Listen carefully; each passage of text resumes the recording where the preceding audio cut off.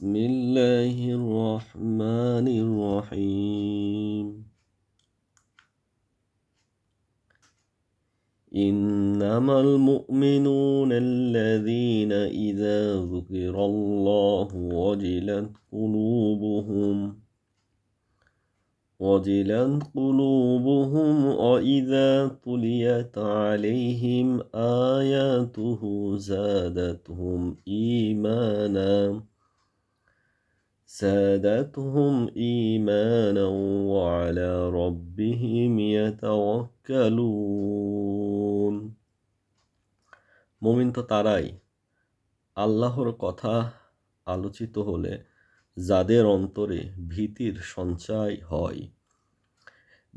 সঞ্চার হয় এবং তার আয়াতসমূহ তেলাওয়াত করা হলে যাদের ঈমান বৃদ্ধি পায় আর তারা তাদের প্রভুর উপরই ভরসা করে।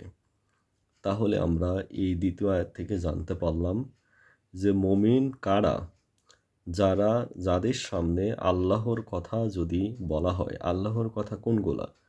আল্লাহর কথাই হলো এই পবিত্র কোরআনের বাণী। এই পবিত্র কোরআনের আয়াত যদি তাদের সামনে তেলাওয়াত করা হয় তখন তাদের ঈমান বৃদ্ধি পায় এবং তারা সেটা শোনার পরে তারা তার প্রভুর উপরই ভরসা করে।